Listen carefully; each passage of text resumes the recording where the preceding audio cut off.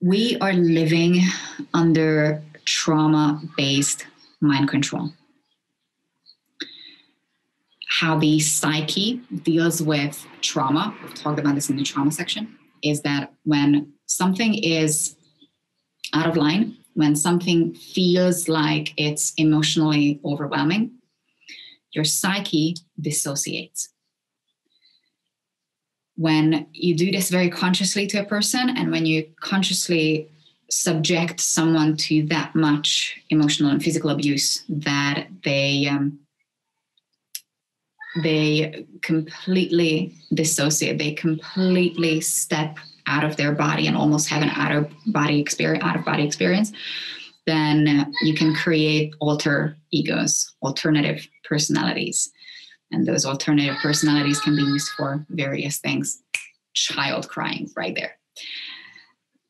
But if you don't go to that extreme, all of us on this planet, from birth, even before birth, we are being subjected to a very mild, very low level, but very constant, very solid trauma.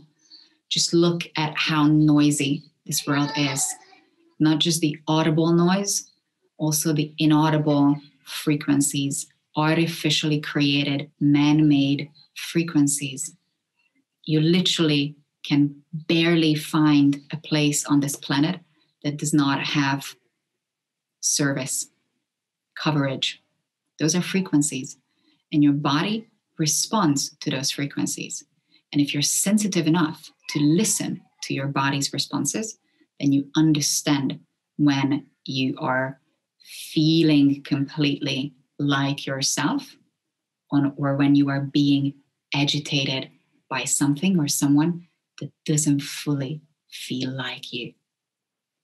And that's what the agenda behind trauma-based mind control is on a global scale. And it has been happening for thousands and millennia.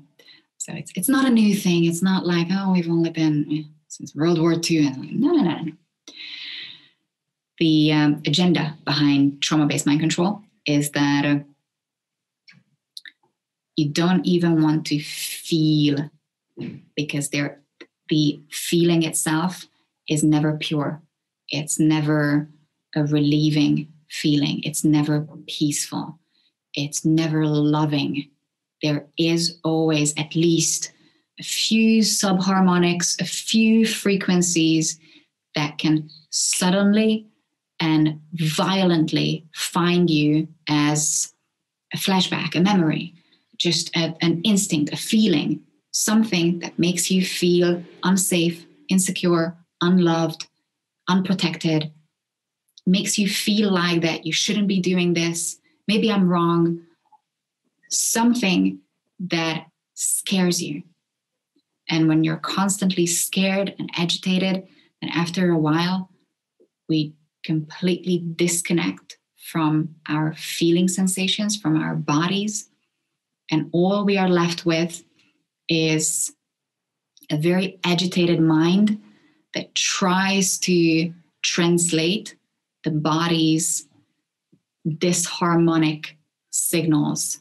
You have such a cacophony going on in your emotional life, in your hormonal life, in your electric circuits, that your mind is really trying to keep up. Your writer is really trying to give you scripts, give you explanations, justifications, characters to play out. But it's a translator. What you're giving it, what you're feeding it, is the energy of a traumatic experience. So all that your mind can do with it is trying to make sense of it, trying to justify it. If you feel this bad, then there must be something bad with you, with the world. Now let's deal with it. And if that's the baseline for who you are and how you act, if that's your character description, that there must be something wrong with the world or with me, then by default, you are going to develop cognitive dissonance, because you're going to protect your identity over a new piece of information that is potentially harmful because you've been so agitated emotionally that you cannot take any more harmful emotions.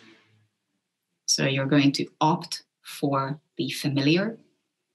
And because trauma has been familiarized, we are quite literally addicted to it. Stockholm syndrome. From the writer's point of view, who made up this entire escalation of script, the fundamental reason for coming up with this script is alienation, isolation, dissociation, and the glorification of individuality and the demonization of unity at one man connection. Because when you do connect, you inherently feel.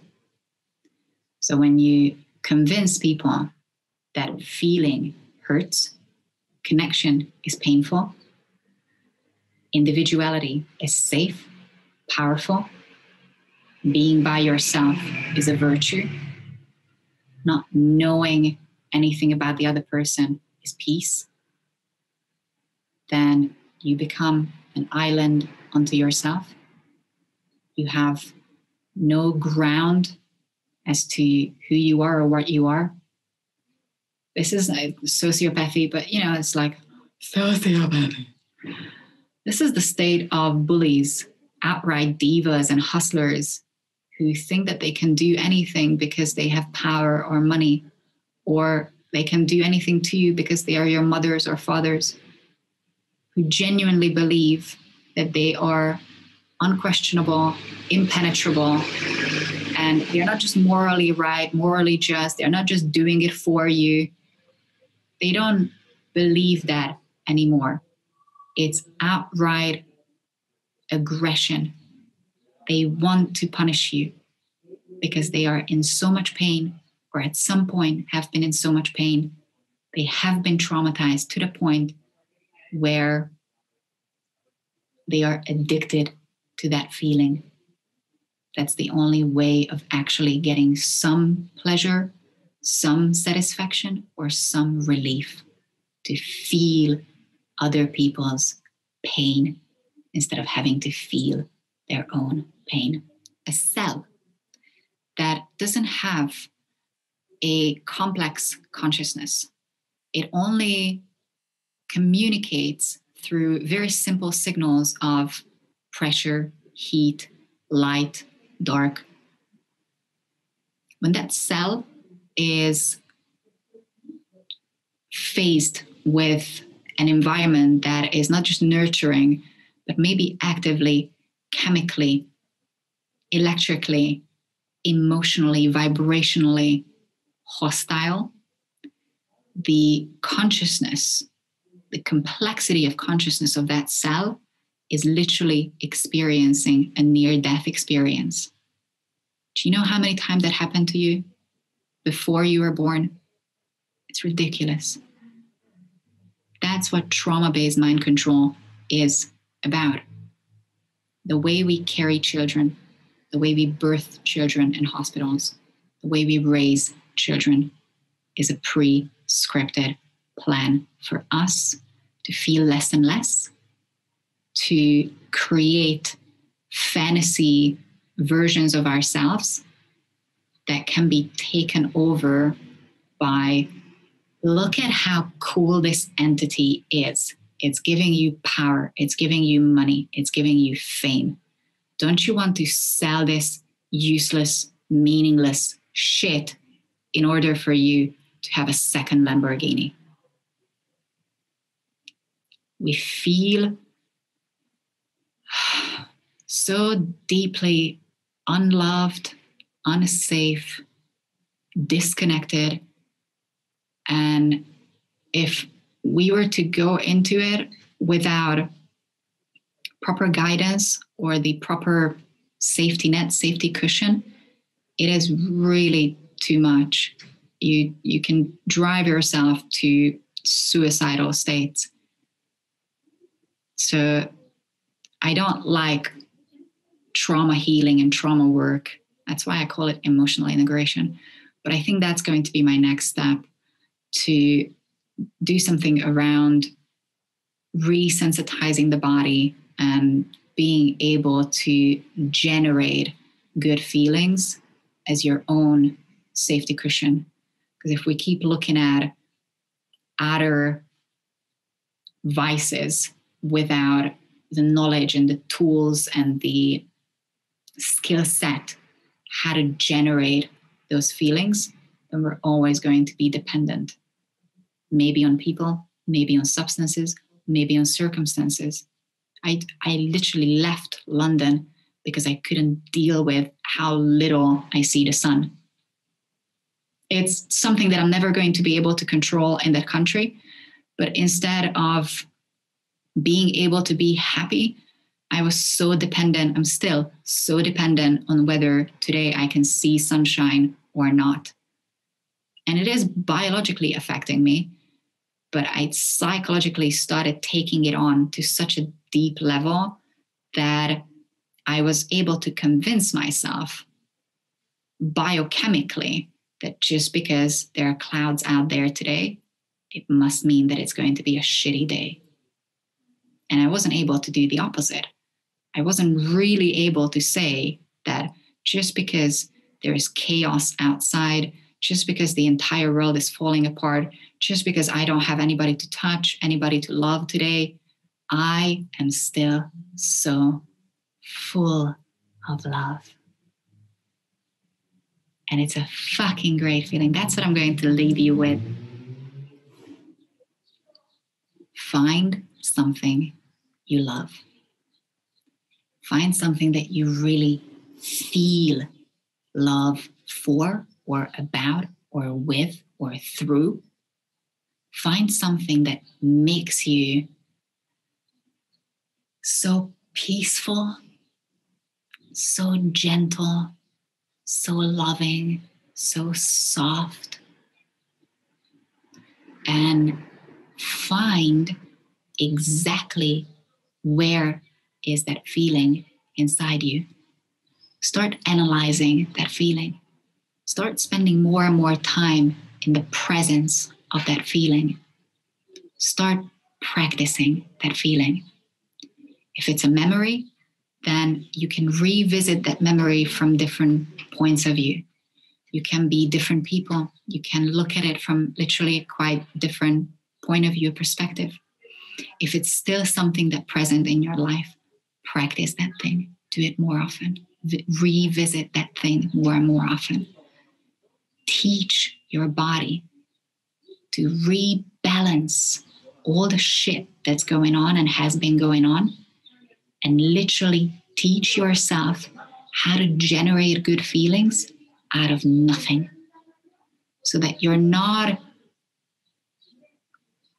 stress relieving by finally I get to feel a little bit of peace, but you go from, wow, I love this so much.